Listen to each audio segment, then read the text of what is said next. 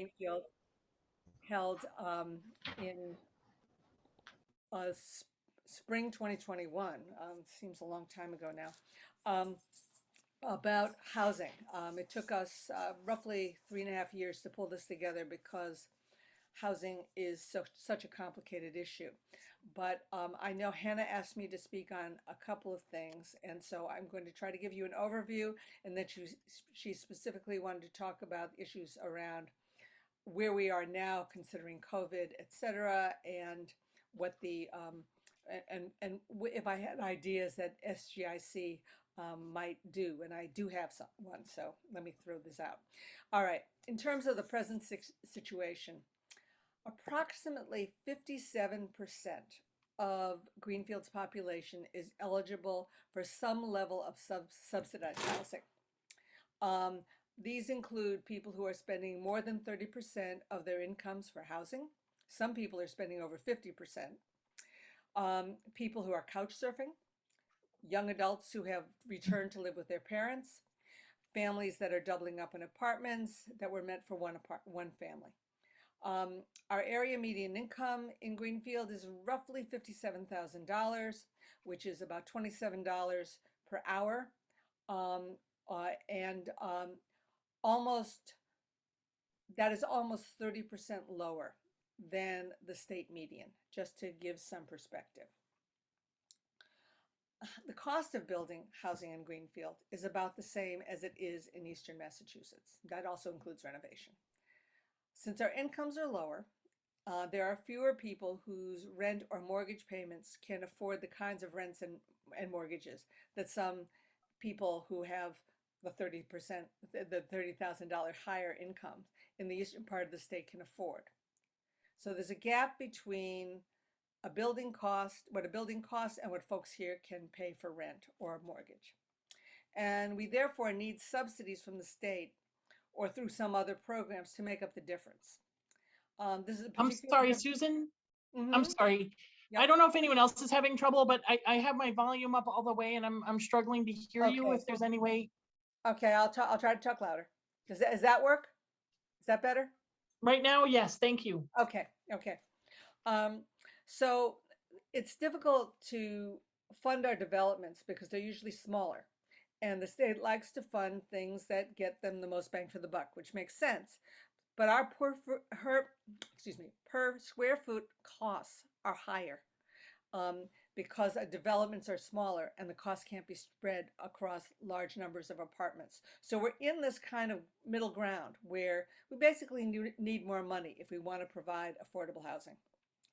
And in addition to the income barriers to housing, we also have a great need for supportive housing. This is housing where there's a promise of social, addiction, counseling services for those who live there.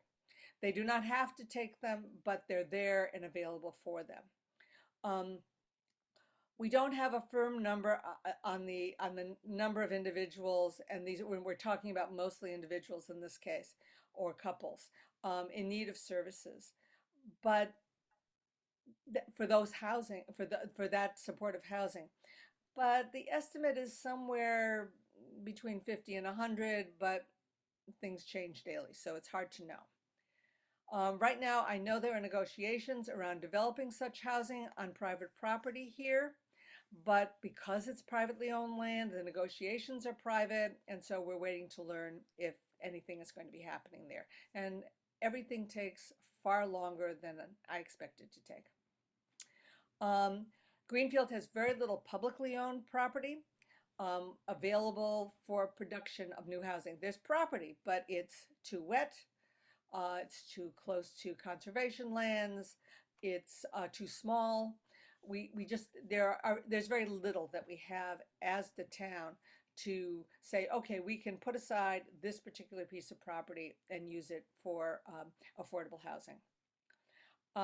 There are, however, two areas of opportunity for affordable housing immediately before us. One is the upper story floors in downtown buildings, particularly on Main Street, and the other is the Hope Street parking area that's presently being used for the temporary fire station. Our regional housing planning and pre-development proposal has gone to the Massachusetts Housing Partnership with Greenfield as the lead community. And if we get that, this could help deal with major questions that impact particularly the upper story apartments in Greenfield.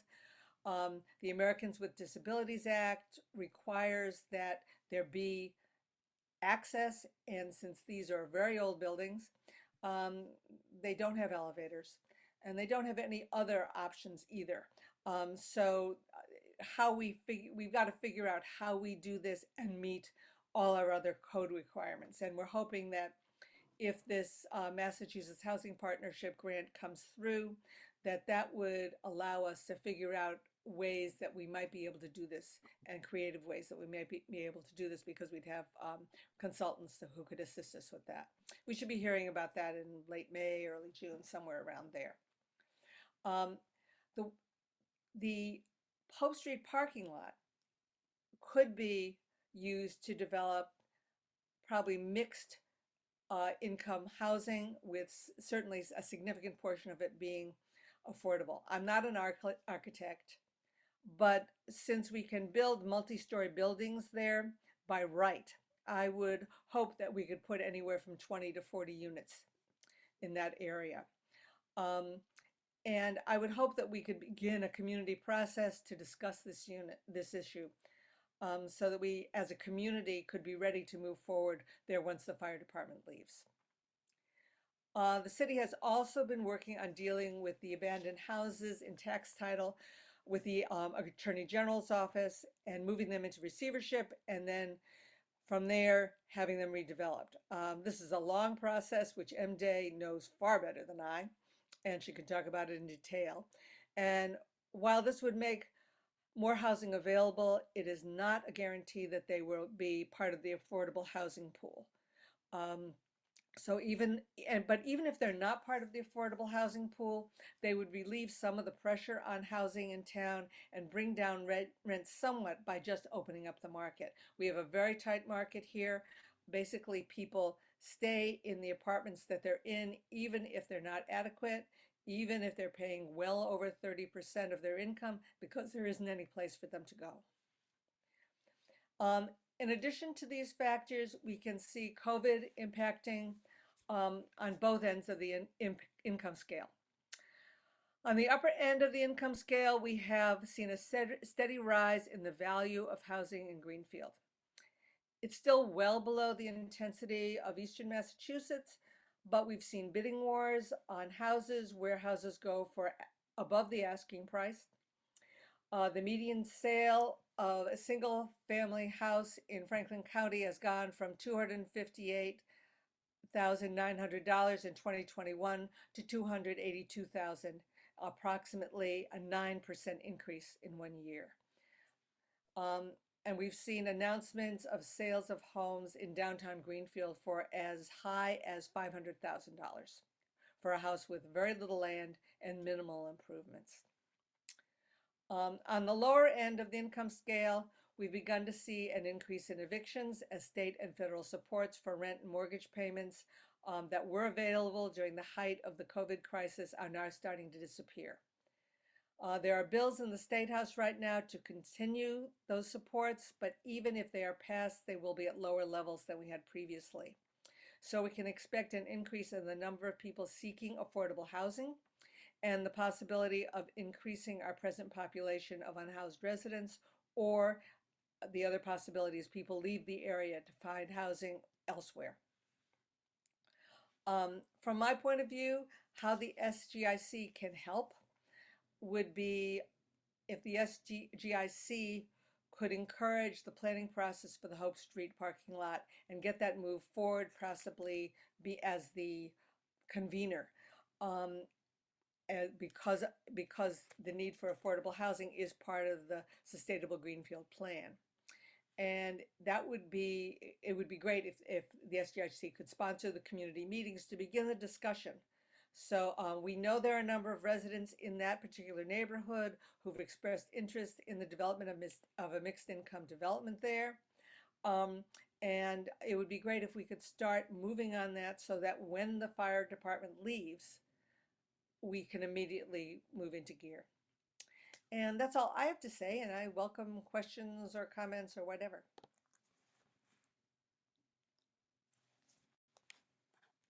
Thank you very much, Susan. Who has a comment or question? Yes, Carol. I was trying to find my notes from before, but thank you so much. This is absolutely so helpful.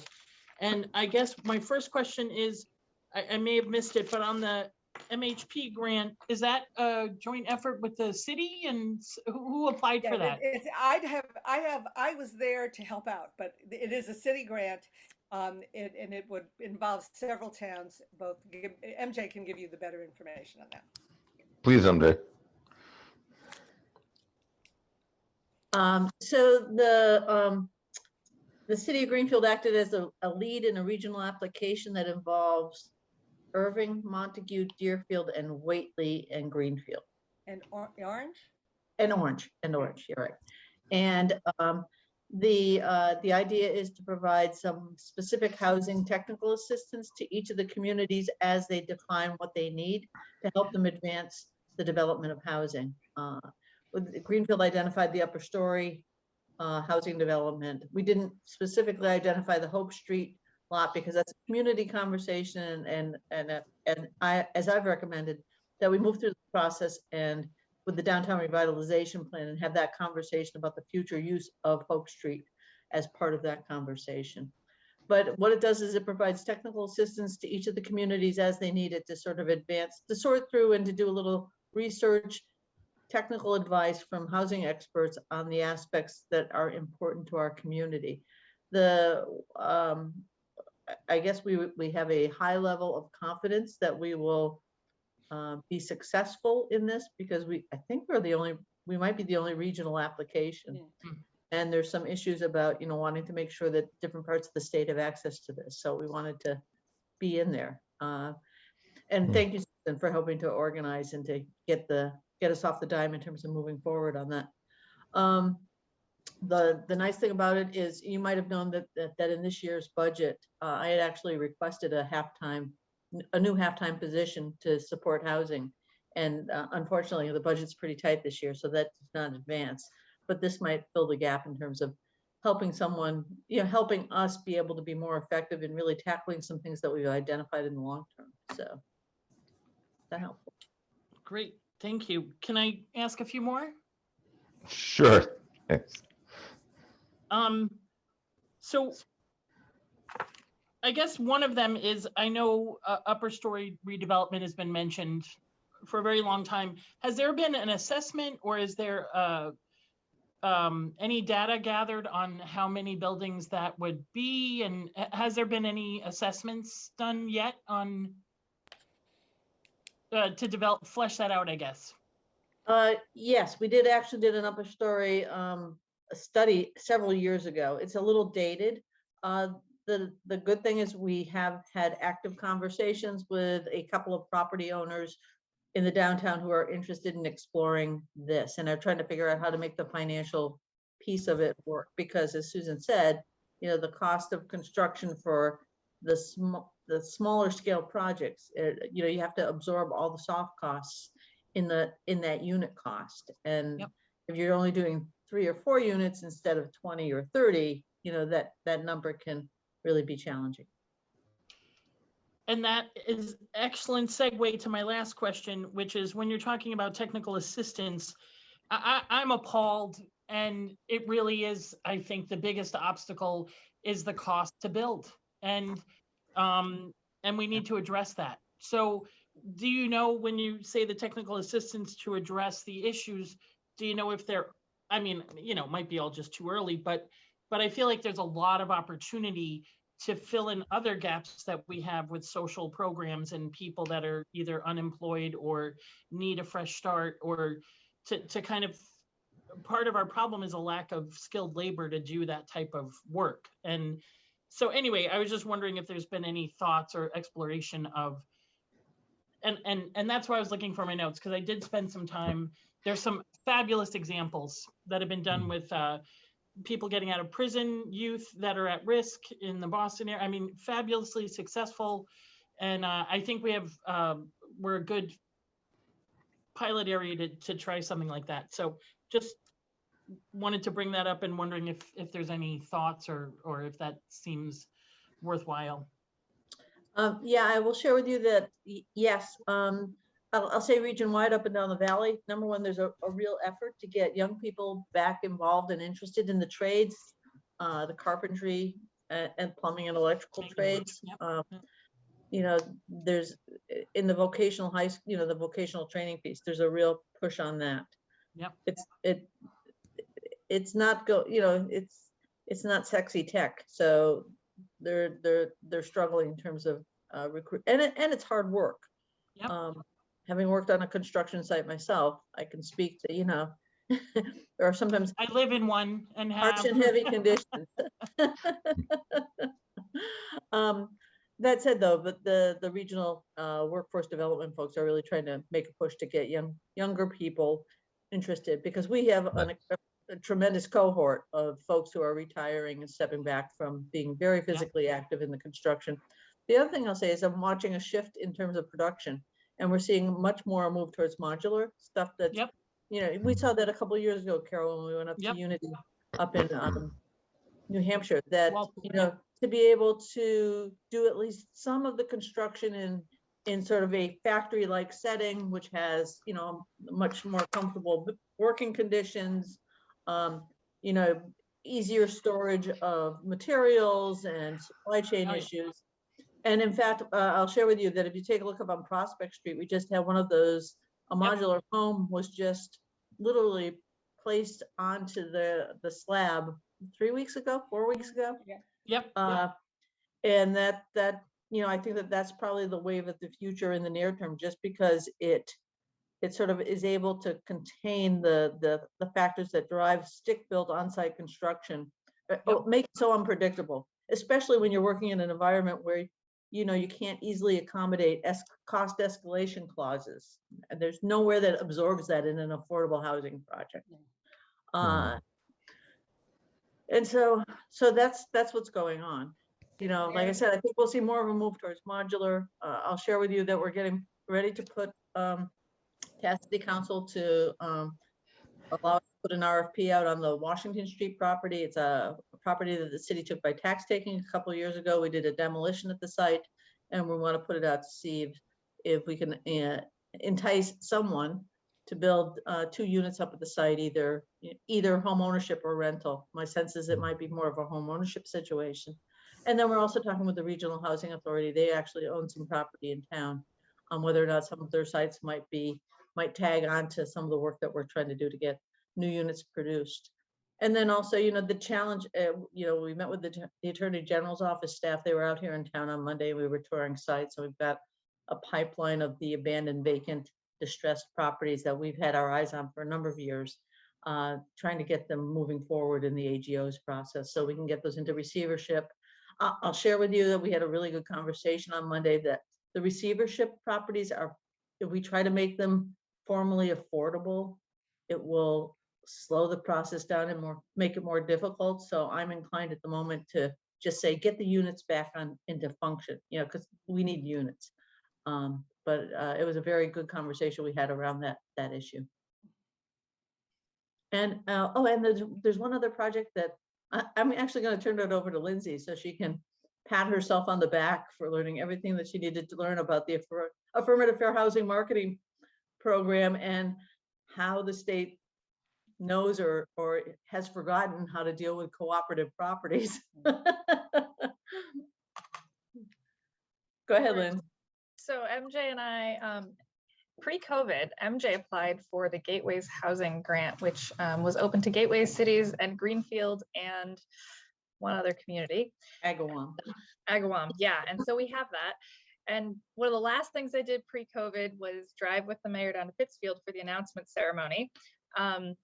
And this whole time during COVID, we've tried to figure out how to jump through the hoops of state affirmative fair housing marketing plans. And so this is a plan that the state requires when you're attaching state funds to the rental properties. And it's great in spirit, right? That you do a lottery, that you, you know, take a lot of people, you know, that you offer and advertise to the public, etc.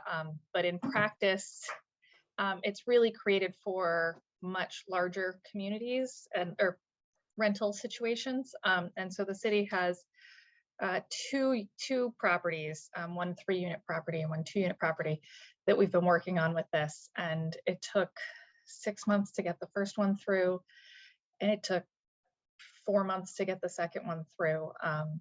And so, woohoo, we finally have approval. And today I got my affordable housing covenant signed off by the state.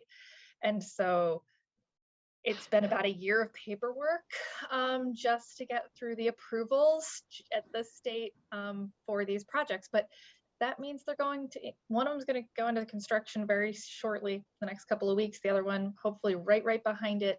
And so that will be 5 units of affordable housing. But if I were a private property owner trying to get assistance, it's not easy. And we were very lucky that both of these properties had committed owners. And both these properties had owners that didn't need to work with traditional banking because our counterparts on other parts of the state have said that owners who carry mortgages, the banks are saying, no, I'm not gonna do this. We can't. So in that way, we've been very lucky. The state is reimagining this program moving forward, and I hope that MJ and I will leave copious amounts of feedback for them about ways in which they could perhaps make this easier. One of which would be give us kind of a better sense of how to market, because they do want to see, they have a high level of requirements about publishing in non-native English speaking newspapers, things along those lines that may not be as reflective of our community, or at least, you know, if you know, how do you do outreach in ways that do reach out to all the marginalized groups in our community in ways that would be more successful than a once a month publication. So, you know, some of those things are questions we'd like to see, especially because they just created this new website that we really prefer to use. But, you know, one step at a time, so. Thank you, Lizzie. Yes, Nancy. Can you tell us where those construction is going to be? What the location? Properties on Elm Street and one property is on Conway Street. And both of them are formerly REO, real estate owned by banks or foreclosed. Right. Am I right on that, Linz? That is my understanding. And one of them, So, they turned squatters into tenants, Yes. which we were very excited. And it's locally owned. Right. And one of the projects we're working with, it's associated with a apprenticeship for people transitioning back to the community out of jail. And they have their apprenticeship program going on, but they're talking about their next type of apprenticeship will be property management and handyman type training, which I think is just a wonderful thing to do. So we were very excited about working with this group. And although I must say, I was on the phone with them the other day and I said, you must rue the day that I called you and said, hey, I'm from the government, I'm here to help. Because the process has been pretty grueling. And kudos to Lindsay for keeping her nose to the grindstone in terms of working through the technical issues on all the things that went along with that. Jonah, you had something you want to say? Yeah, I'm just curious, is there a goal on number of units that needed to get us where we want to be, or how many we need to at least move the needle? Or Franklin County, it's estimated, the Donahue Institute did a study, and Franklin County needs 2,300 units by 2025. Yeah. There's no way we can meet that. I was in a meeting today to talk about emergency, shelter and trying to make the shelter system work better. We're in the soup for a while. Yeah. And we are not alone. Right, Yeah. right. But we don't have, we don't have like targets like by this year, this many new units or anything like that. That's that. Not at this point. Not at this point. And very frankly, right now, we're so limited in what we can do that stopping the work to do some kind of plan like that would only make things more difficult, I think. I think we're at the point of just let's move ahead and let's figure out stuff we can do. Yeah. I'll call on myself through my professional in my professional life, long been involved with people who are having housing crises or chronic housing struggles, and so I've been aware of a couple of developments recently. Heard of through CSO. One is Safe Haven, Mhm. which people might be familiar with, which is at the old respite site on High Street, and there are 7 units there. And they have kind of what you're talking about, Susan, as far as the availability of support for people. The other thing they have, which I think is crucial, and we've heard of this around people dealing with shelter situations, it's also low demand. So for example, there's no curfew or anything like that. So it really is a low demand, high availability of support kind of model. And I know that's in collaboration with DMH. And the other thing is a low threshold housing program, which has been involved with getting people into the Elizabeth House on Congress Street. And I know a number of people who have gone in there and become housed. So I'm just aware there are some things like that happening to try to address people who have had some long-term homelessness issues. The hope is there's there's some work that I'm not privy to exactly what it is, unfortunately, but there is some hope that we can put together some prefab housing that has already been kind of organized by the Massachusetts Housing and Shelter Alliance, that would be able to fairly quickly move from being non-existent to actually having housing available. Um, 6 to 8 months, we would like to hope, but the process is getting there. And as I said, right now we have very little space that we can use for housing that's publicly owned. So we're in situations where there are people who I know are working on, with private owners and saying, okay, let's figure out how we do this together. And I don't know where, every month I ask, and every month I get, we're working on it, and it takes forever to do some of this stuff, unfortunately. And that's the difficulty. I mean, the I don't know if you saw in the paper, the Sunderland senior housing that is coming online, that took 8 years. And should not have taken 8 years. But that's because it's a smaller development. Getting the money together was difficult. There were a whole bunch of issues like that. And so what we're trying to do, we're pushing the state to say, cut some of the stuff out so that we can actually move forward. They tell us that they're doing stuff, and we listen to them and go, not so much. But that's the issue. And there's such a big demand in Eastern Mass that we tend to, they forget about us, basically. Yeah. And Nancy, saw your hand. Yeah, I guess my question is, in addition for SGIC to potential, your ask of would we host some community meetings around Hope Street, what is there some very specific thing that the general public could do on a state level, like speaking to, your legislators or your attorney general's office, or is there some place where having a lot of voices would be helpful? there are two things that come to mind. One is there's a thing called the transfer fee.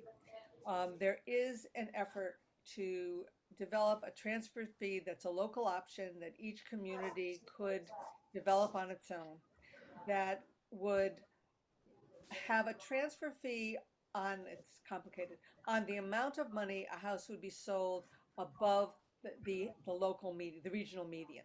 So let's say you had a $250,000 house in Greenfield, that was the median. If we were to, and someone were to sell their house for $300,000, there would be a transfer fee on the $50,000, and that would be done by the that would be decided by the town.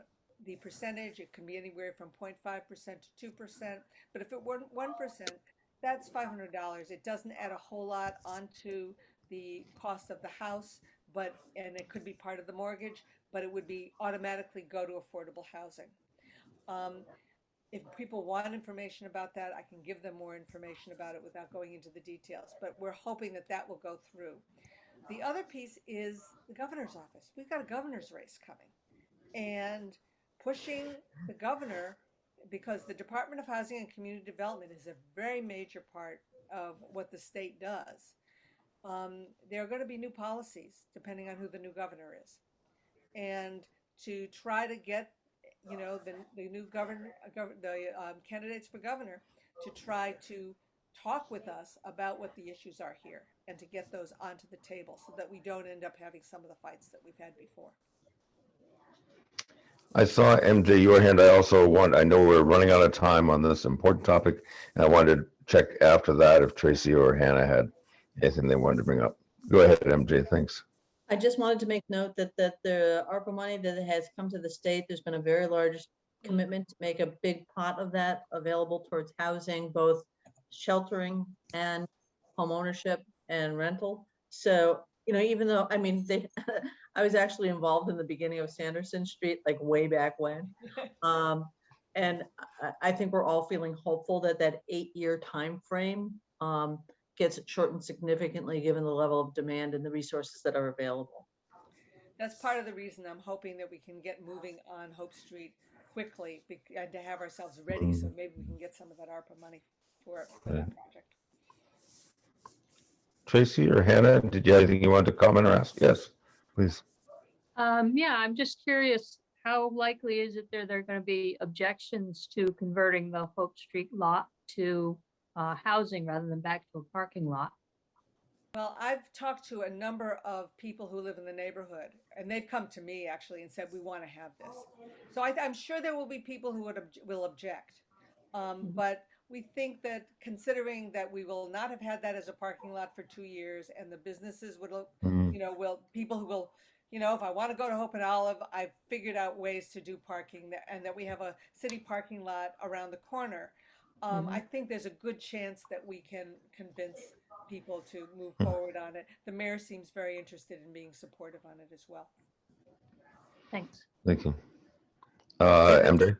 I'm just going to temper that by saying the business community is concerned about parking for a variety of reasons in the downtown, which is why I keep trying to push that conversation about the future of Hope Street lot into the downtown revitalization so that the residents and the business community are both in that conversation.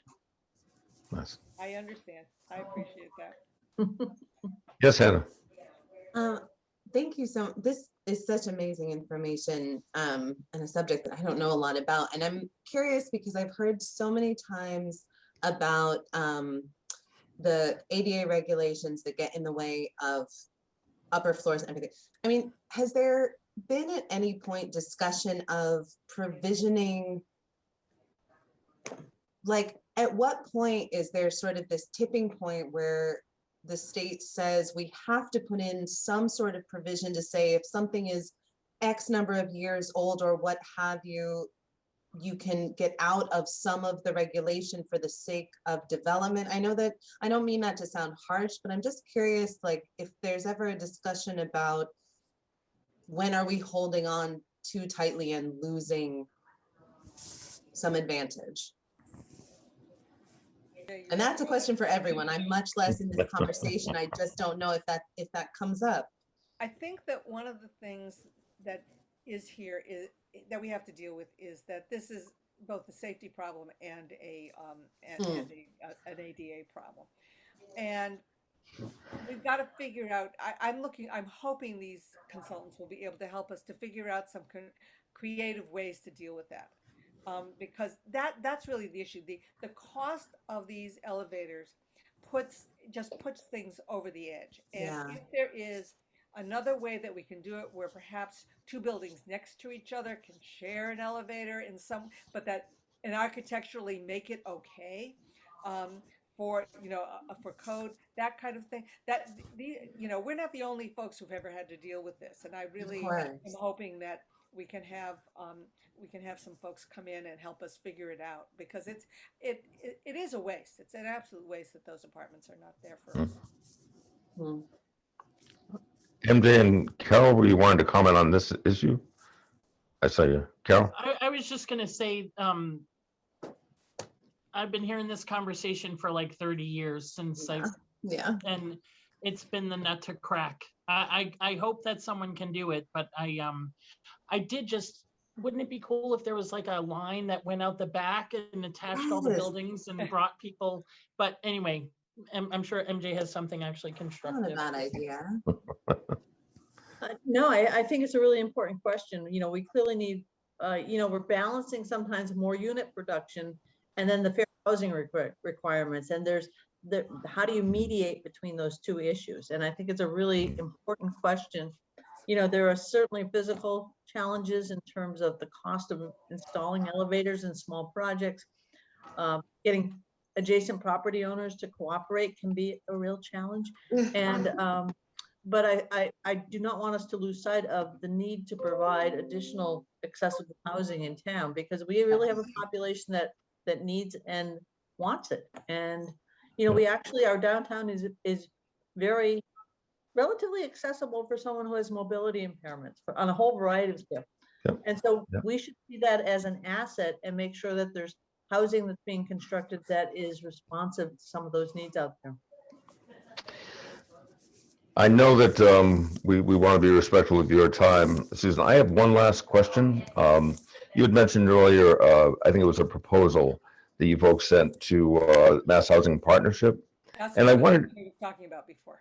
and I wondered if that was something that would be helpful for us on the committee to see, to just get our bearings on some of these details, if that, so if you could send it perhaps to Hannah and she could share it with the rest of us, but. MJ, that's in your ballpark, not mine. Yeah, it was one of those crazy online things that we ended up writing right into the thing. So I will check with Christian tomorrow, because he was actually the one who was doing the final cutting and pasting and dropping it in. I'm sure we can get it. It won't be pretty, but it will be contentful. Great. Thank you so much. Yeah, no, I'm sure we can get it out. But the other thing I would also suggest, and maybe I'll send it out, is a link to the Pioneer Valley housing study that benchmarks UMass Donahue Institute just published, and it's really, really interesting. And I want to follow up on seeing whether or not we can do a deeper dive on the data that they use to see, they have Franklin County as a whole, and we know that Greenfield is very different than some of the other surrounding communities. But I've got to say with the MHP, and I appreciate that, that we are, the nice thing about this conversation is that people always look to Greenfield to sort of lead the housing conversation. And we've done a lot. I mean, 15% of our housing stock is subsidized. And that's like, we're like Montague is about 10%. I think Orange is about 8%. But all these other communities don't hit that. And it's number one, it's because the programs that the state has that get you onto that list don't fit in the smaller communities. So the question is, how do we encourage affordable housing to be built throughout the region, recognizing the special position that Greenfield plays as the urban center? And we're going to be, I say to people all the time, you don't have a car, you live in downtown Greenfield. That's just the reality in Franklin County. And if I can just add that, one of the things we're looking at is some regional approaches. We've been talking with the FERCOG about some ideas around regional housing bank and that kind of thing to be able, and that's where that transfer fee stuff could fit in, so that rather than looking at this as a Greenfield issue, looking at it as a regional issue would make a whole lot of difference.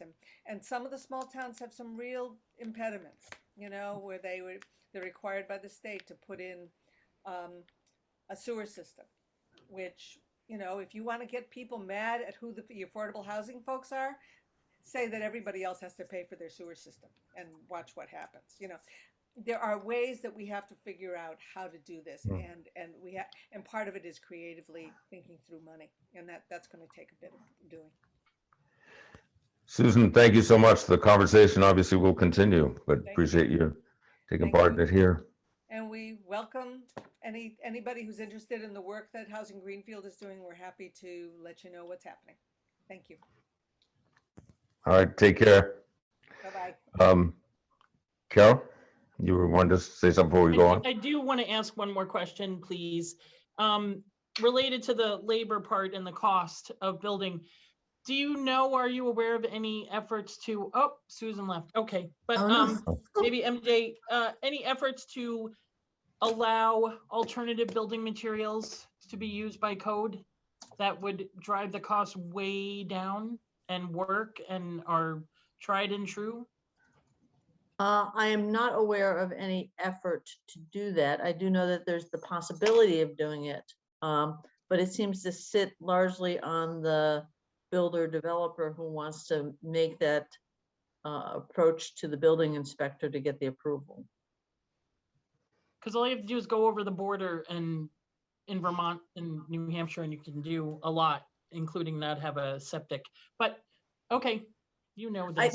That's a really, I mean, that's a great conversation, Carol. I mean, but in some ways that has to in some way be driven by the contractor community. And I don't see, I don't see a lot of them sort of circling around the table and saying, hey, let's try this. I see it, one-offs every so often. I mean, I think there was a straw bale house that was built in the valley at one point, and I see things on the fringe, but, and the modular seems to be the stuff that seems to be coming up. But it's still really expensive, unfortunately. So, I think it's going to take a lot of efforts to really make a substantive change that we desperately need. That's and so it's great to hear about all of these great initiatives and things you're doing. And Susan too, who left, but Thanks. There's so much to talk about in this topic. Next item is approval of the March minutes. Looking for a motion and a second. Move approval. Second. Thank you. Any discussion? There were two things I noticed, both on page 2. In the first bullet on page 2, last sentence, there's a typo where it says, not just the experts will to risk Main Street. It must be willing to risk. So just adding ing. And then in the third bullet, it refers to, in the first sentence, that Main Street business owners like the free parking in front of their store, and it's not free parking. So you should cross out the word free. Oh. I saw that and I was like, Yep. Good catch, George. Thanks. Anybody else have any discussion or comments? If not, with those changes, which sounds like everybody's okay with, all in favor? Aye. No. Everybody, no abstentions or objections? Okay. who's doing the Great, minutes thanks. tonight anyways? Because Phil's not here. Oh, you are, Hannah? Okay. Thank She you. said she would do it if no one else, unless anyone else was willing to, and that was the. I went about it all This wrong. is best, right? All wrong. My notes are like, I'm good for a minute, and then it just says, see video, check video, see video. I'll get it right after this. So next is we're running a little bit behind, so we might want to keep them short, but any updates related to the master plan? I don't think we all have to go, but if someone has something they're inspired to share. How does Fifth Yeah. Avenue look? It looks amazing. It's beautiful. Very, very nice to see the change. Nancy? I have a question actually that I started thinking about since the FY23 budget is being considered right now and the next master plan, since this one was adopted in 2014 and it was created in 2013, I just wondered if this is on anybody's radar screen for thinking about the next one and getting some money to be able to write it. I haven't heard it in discussion. Usually comes out of the planning director's office. It's technically a planning board document, so Oh, as the planning board representative, I'll take your comment back to to the planning board. Point taken. But this one's so perfect, I don't think we needed another one. You know, I gotta say, you guys should really pat yourself on the back for the work that you did in 2014 and how you know, I say all the time that when I'm talking with folks that it's not enough just to do the plan, it's to create a committee that keeps it alive and moves it forward. And I've got to say, you guys should give yourself a really strong pat on the back because it has been, you know, the energy and the vigilance of this committee that has sort of kept the topics in the mix. And quite honestly, give the municipal staff something to stand on every time we're moving forward on. Mm-hmm. I'm actually not dying to go back into the planning world because I feel like with COVID and everything, we were kind of held back. But the law does say you're supposed to have one every 10 years. So that's why I brought it up. But I would be just happy to just continue focusing on implementation. Well, if it's any, you can sort of have a say where you're doing a mini master plan because we're going to do the downtown revitalization plan update this year. So we're going to slap the baby on the bum and So maybe that's enough of planning. Who knows? Any other master plan related observations or? Okay. Next is the continued meeting preference, in-person versus virtual. Hannah. Yes. Yeah, forgive me for not being able to remember if we talked about this in depth at our last meeting. I think we said we were going to kind of table the conversation for tonight. So just to reiterate what I did mention at the last meeting is that I think the desire on the part of the town and anyone who is in better communication with folks in the town can correct me, but there's not really a rule coming down about whether or not we continue virtually or go back to in-person, but there was a desire expressed from the mayor's office that it not flip-flop back and forth too much, that if we, So, and also with the weather, you know, if we do go back to in-person and there is either a resurgence and or feelings of discomfort, we will potentially be able to meet outside. So just to kind of put all of those out there. Hannah, one thing I wanted to share, when this came up recently for the planning board, Eric Twarog had shared a few facts. One was that and MJ or Carol or Lindsay, you may well be privy to this in case I make a mistake. I think he said that the City Hall meeting room was going to be hybrid ready in May, that the John John Center was going to be hybrid ready in June, and that the governor has indicated that it's required that we go back to meeting face-to-face come mid-July. Oh, okay. All those sound right to you guys who have had more contact with this? I'm going to beg ignorance because I leave it up to my I think I'm remembering that correctly. Yes, Lindsay. Okay, I talked to the IT director today. I know they have done some hybrid training in the meeting room at City Hall, and they are working on some hybrid training in the meeting room at the John's On. So it does sound correct, or at least relatively in line with that timeline. And I have heard rumors, I don't even know where, that yes, the governor may not extend the order to allow meetings to continue virtually. So that's what I got. All that sounds correct. Thank you. Nancy, you started to raise your hand earlier, I think, as I was starting. I was just going to say that I really prefer the remote, and one of the reasons is that it seems to make it a lot easier for very busy people to participate, our staff and Hannah and other people on this committee, and that they can. And you guys are, I feel like you guys are calmer when we do it remotely because you're not having to run around quite so much. So it's my preference.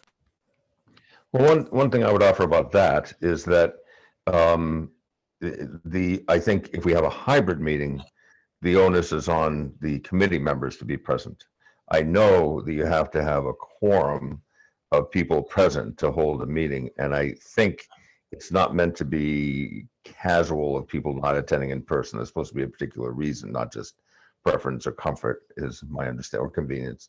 But if it is truly hybrid, then staff and the public could participate remotely, is my understanding. I haven't ever been part of a truly hybrid meeting. It sounds ideal in a way, and also it's easy to record, so it can be posted on the, available for the public as well. Hannah, you would start to raise your hand, sorry.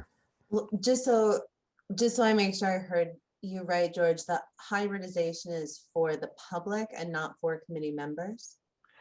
Well, I was saying committee members are expected to be present at in-person meetings. But if we have hybrid capacity, there's no reason that staff who aren't on the committee couldn't be. I mean, some obviously on the committee.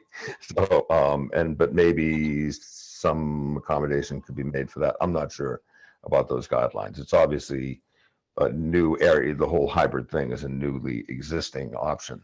So, yes, Lindsay. Prior to the pandemic, I believe the rules were that you had to have quorum in the room, but that people could participate remotely. So again, that would just be, you have to have quorum in physical capacity. Got it. Just pay remote. Okay.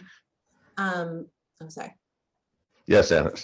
I will just say I did want to follow up on what Nancy said for my part. The hybridization is very helpful. I love in person because I love the sort of energy of being in person, but the virtual did make it so much easier. It does make it easier. And if and when we do go back to in person as a mandate, I certainly would need to revisit our meeting start time. I guess I would suggest, I know I'm, as I was saying, when pre-pandemic, there was still the question of people participating remotely in meetings, and it had to be something that the mayor approved for townwide, and then each committee would approve whether they wanted to use it. But I think there were somewhat rigid guidelines about when someone could participate remotely, what the kind of, and maybe we should research that before our next meeting to try to clarify so we know more clearly what we're talking about, and perhaps get an update about the hybrid capacity and also about the status with regard to the governor's requirements. That'd be one suggestion to gather more information before next month. And it is not just in this committee, but also to Nancy's point, I do think that the virtual nature that COVID has brought into public meetings, I know we talk about this in my work capacity in Amherst quite a bit, is that it did make public meeting participation and, the ability for people to sit on boards, sit on committees, it really improved it. And I'm curious if the state takes that into consideration, because especially as we think about marginalized communities and, all the different things that people deal with, multiple jobs, children, all the whole scope of it. I mean, it is not for nothing that virtual access has really shifted the ability for people to have a voice. But I don't know what that will lead to or when it would lead to changing rules like that. Yeah, Nancy. I agree there's a need for researching. Do we have a volunteer to do that? I'm happy to look into it.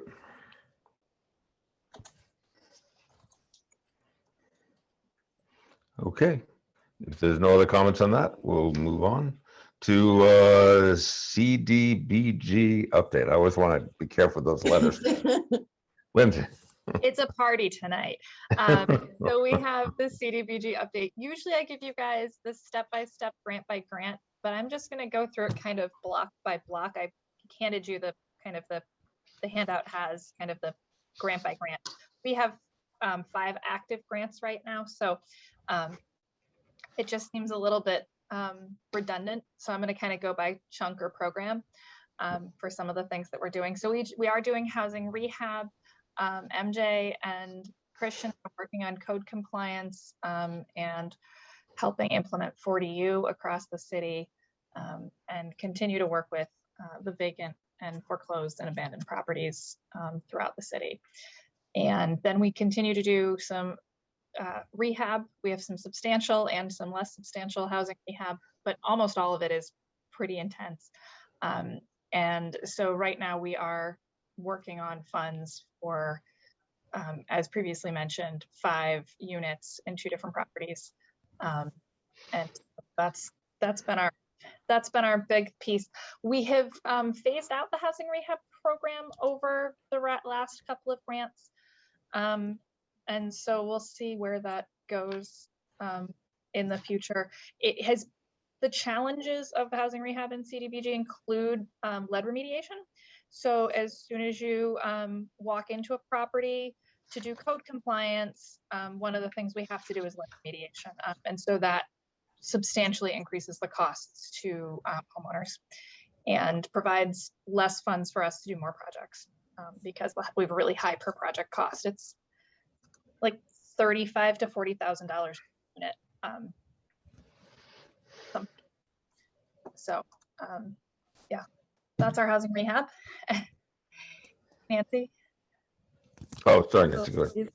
if we don't use CDBG money for housing rehab, what other sources of funding are there? I mean, we've sort of mentioned the ARPA money possible, but that's a sort of a one-time thing.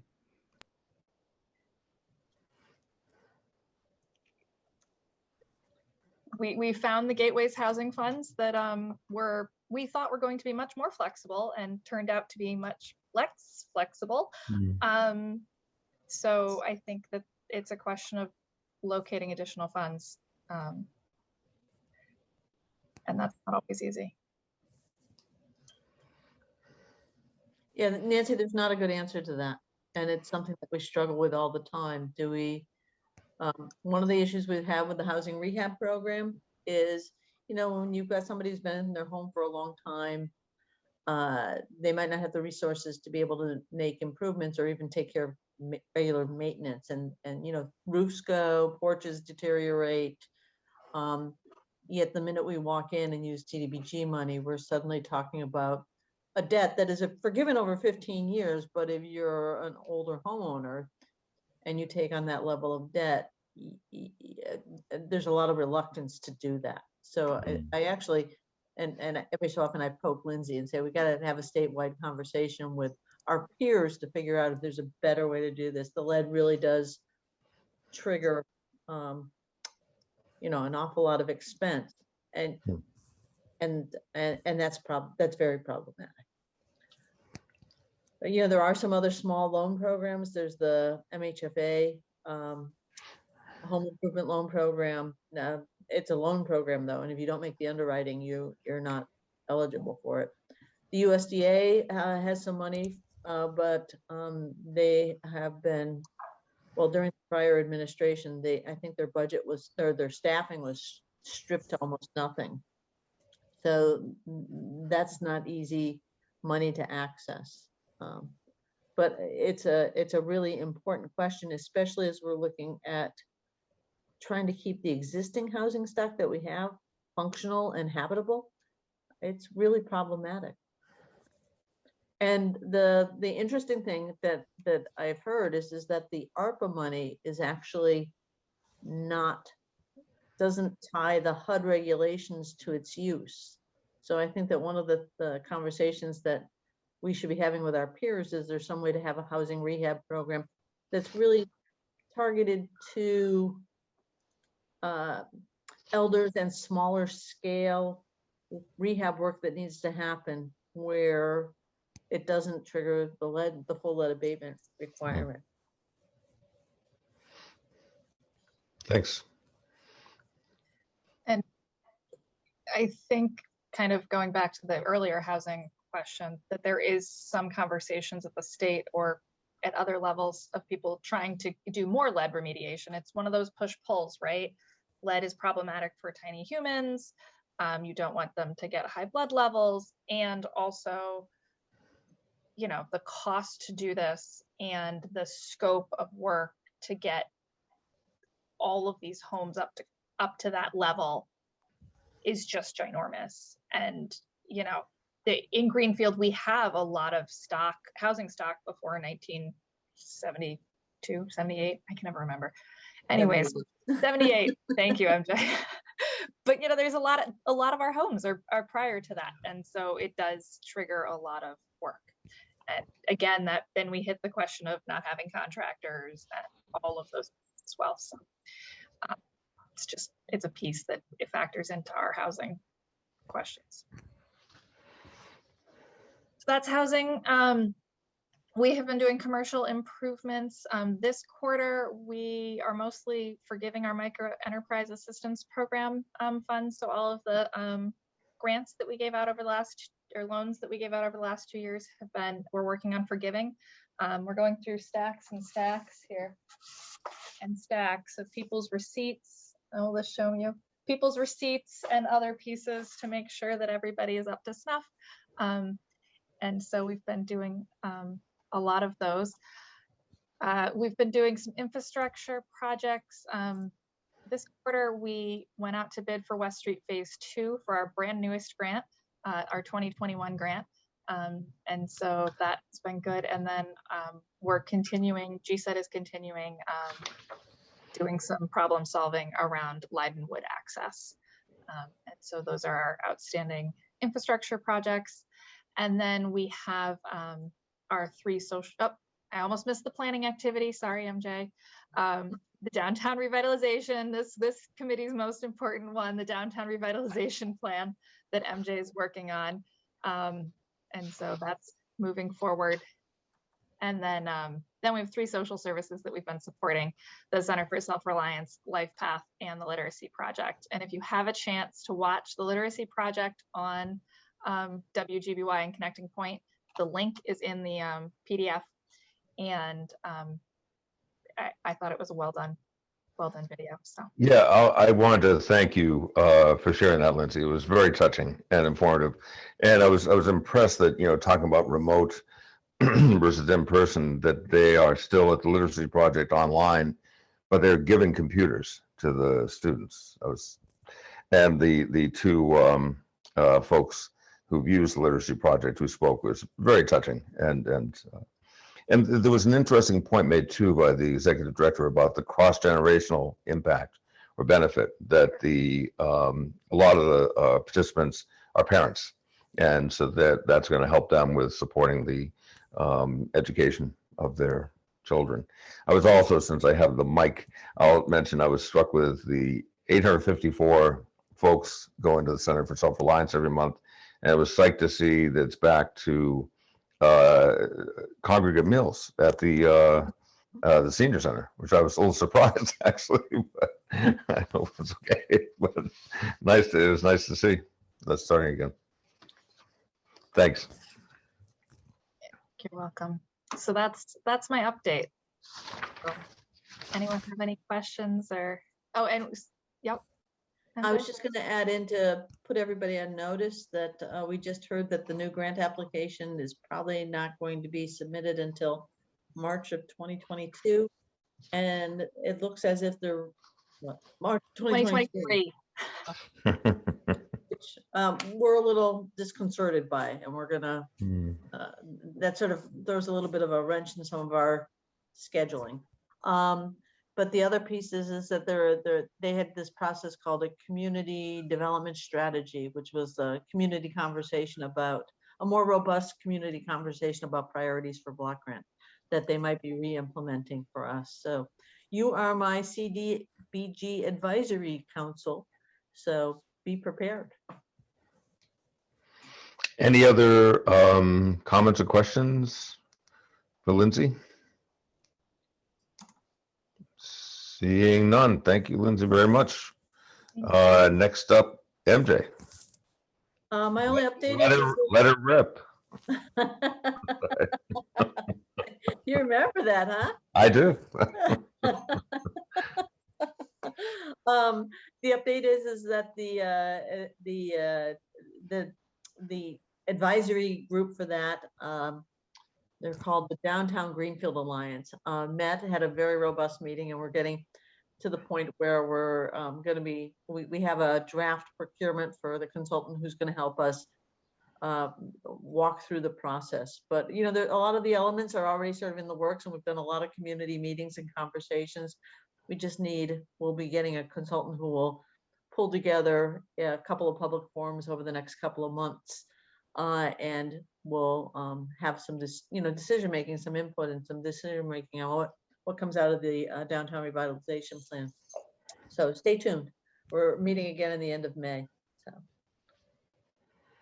And can you say anything about what it is, the makeup of that alliance? Sure.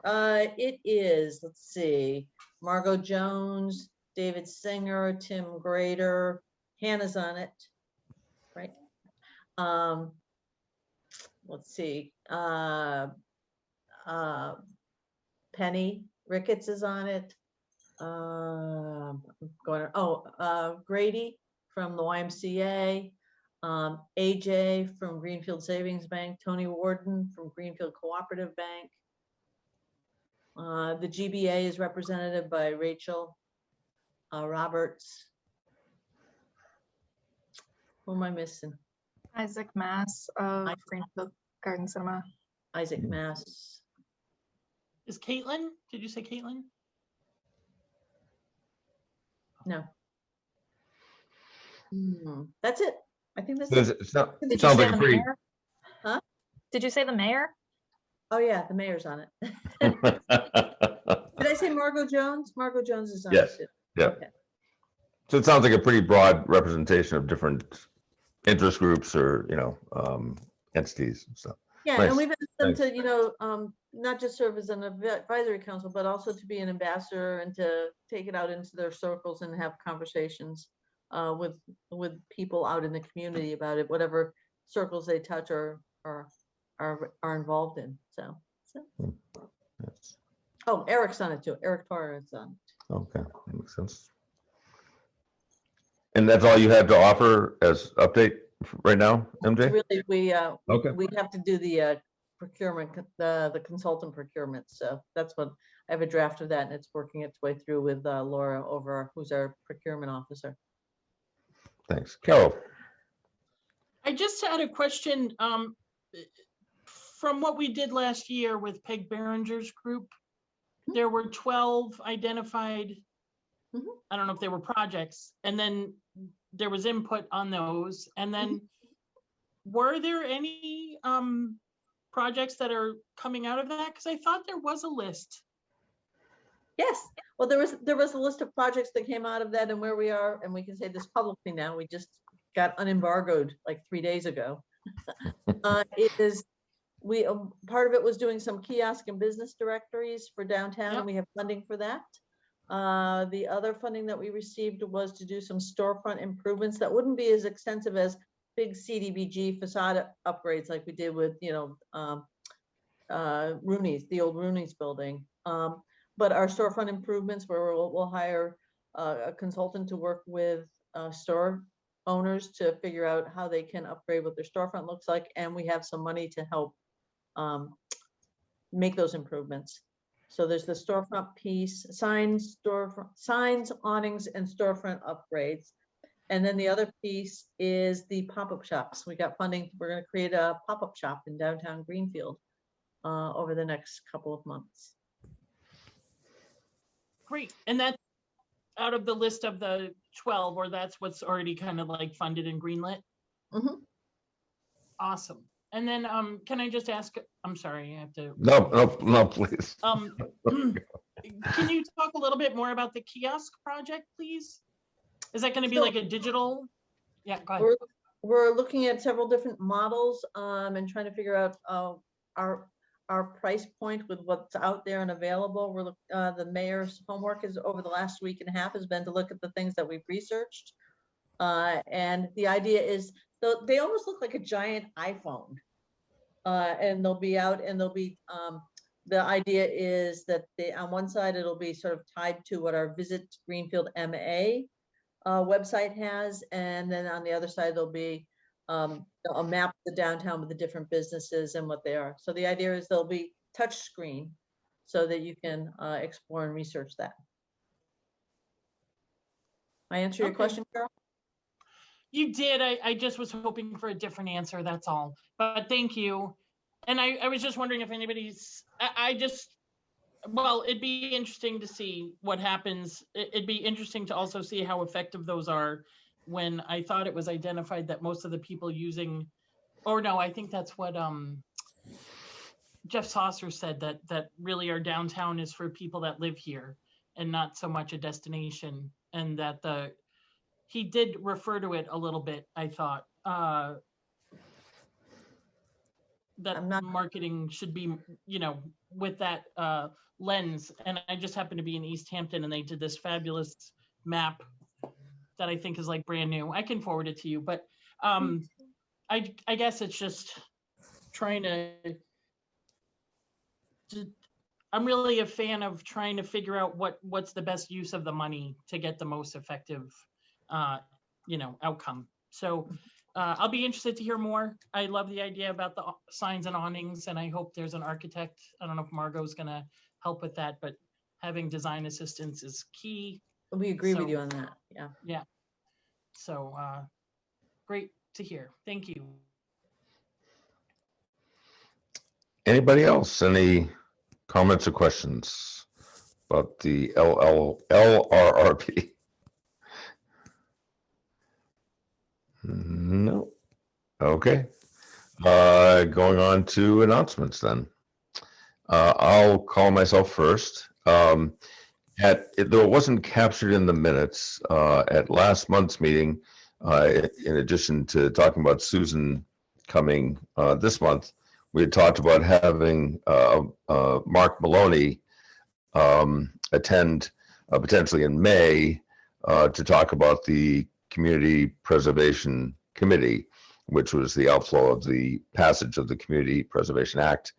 And Mark is the chair of that committee. He's the planning board rep as well. And we were going to, again, meet earlier to accommodate the fact that they meet as we did for Susan, because she's also on that committee, and they meet at 5:30. I did reach out to Mark, and he said he'd be happy to do it, but can't do it in May. He had another conflict, but he's happy to do it at the June meeting. So I just wanted to give everybody the update about that for planning purposes for the next couple of months. I don't know if there's other discussion you want to have about that, or before we go on to other announcements. Are we meeting on the 4th Thursday in June? Because is that the Green River Festival, or the night before the Green River Festival? Good time to ask that question, I guess. We have down that we're meeting on the 26th of May from 5 to 6:30 was on the agenda, on this agenda. And I was asking about June. No, I understand. I was just catching us up for that, and that there wasn't a mention of that, the date or the time. Do you have any comments, Hannah, about that? Do you want to? I don't in particular. I'm trying to look at our date in May. Are we asking if we're going to move the date in May, and then also questioning moving the date in June? I think MJ was talking about moving the timing of the June meeting, right, MJ? Yeah, I was just calling to our attention. I'm just checking the calendar to see if it really is on the 4th Thursday. And then, sorry, what was the question about May? Just a confirmation of the date? Well, it was more, I just want to make sure, we had talked last month about meeting at 4:30 again for 2 months in a row. And there's not a need to do that to accommodate Mark in May. And so maybe we want to go with what happens to be on the agenda is the 5 to 6:30 time. I just wanted to flag it for us all to be in agreement. For my personal preference is to meet at 5, just because 4:30 cuts into the workday, but if 4:30 is best for everyone, like today, I can certainly make it work. There's just sometimes one last minute phone call or something, but very workable, if that's what's best. Well, I think we'd agreed to shoot for 5 o'clock as a default start time, but we were going to do these two to accommodate guest speakers who had a conflict. So I assume that means 5 o'clock in May is fine. And 4:30 in June. Not here otherwise. Nancy. George, since you brought up the whole issue of a guest speaker, it begs the question of, might we want one for May, and if so, who? I feel like we had a longer list, and I don't have all the minutes in front of me, and I feel like I should go back through them and pull out the speakers we've talked about so far, because I feel like we did have a handful of people that we had already discussed. Does anyone have someone from that list and or someone new that they'd like to reach out to now that we have an opening in May? I'm loving the guest speaker thing. I'm learning so much. So if that's feeling helpful.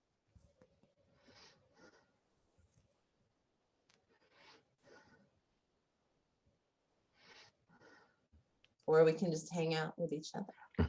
Carol. I just want to say I'm not talking because I'm looking for that list. I do know what you're talking about, and I know I saw it. I know. Because I was trying to find a report that I knew went out in one of the minutes. You know, it was kind of like reliving the SGIC. I know.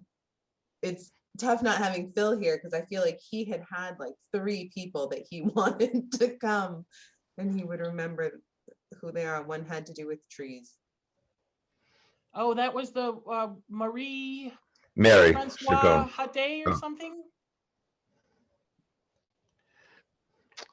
I think that was Mary Chickwin and the Greenfield Tree Committee is what I Yes. think. Okay.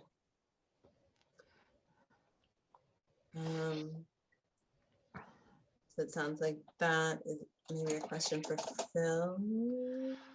And I think we can share, Hannah, that Mary has applied to the mayor to join Oh. this. Yes, right. So Yeah, very enthusiastically, which I think would be great.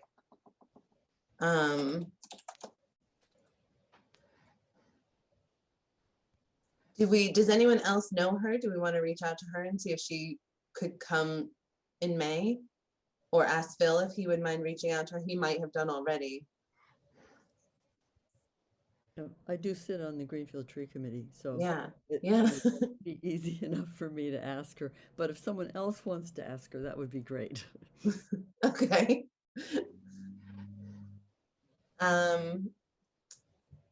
Well, I can certainly, maybe we just ask Phil to follow up because he might have mentioned something already. I feel like she did reach out. Yeah, okay. So let me just make myself a note.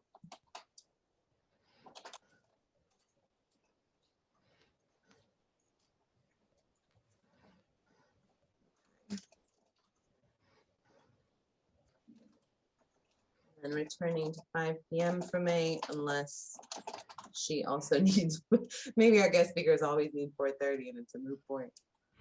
Jonah, you had your hand up. Did we say 4:30 for June? Was that? Well, so do we want to talk for a quick second about June and the potential of Green River Fest? Just that, yeah, for me, I wouldn't be able to, I would be late if it started at 4:30 for the June meeting. But. Okay. Does anyone else have feelings about that day in particular? I know that people are involved with Green River Fest in many ways. Yes, I'm involved with Green River Fest. I mean, the city's really gearing up to sort of ride on Yeah. the coattails. So I'm expecting that that's going to be a pretty busy day for me. Yeah. You But- confirm that's the day, MJ? Yeah. Well, the 23rd is the day before the Green River Fest starts, but I know that they're doing stuff, we're planning for stuff in downtown Greenfield the day before. And so, Yeah.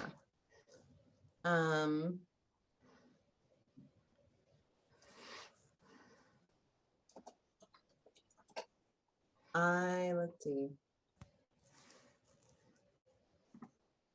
Let me just get to June here. So June's running in front of me. There is a 5th Thursday in June. June 30th, if we wanted to push out a week, it seems like that would be fairly easy. I would not be able to make it any earlier in the month, personally, on a Thursday. That sounds pretty reasonable, since typically people wouldn't have something scheduled that late in the month if you have things on a certain rotation. So, and we would be able to start at the later time, hopefully, if Mark is able to make it, because his 4:30, the need for 4:30 was only related to the CPC meeting that also happens on the fourth Thursday. Okay, okay, got it. So moving June to Thursday, June 30th at 5 p.m. Does that work for everybody here? At least? Great. And I will contact Mark about seeing if he can come sometime between 5 and 6:30. What half-hour block would work for him Great, that day? great.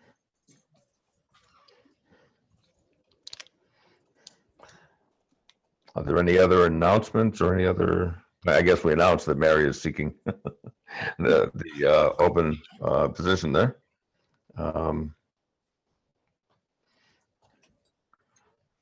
I don't know if there are any other candidates that we know of, but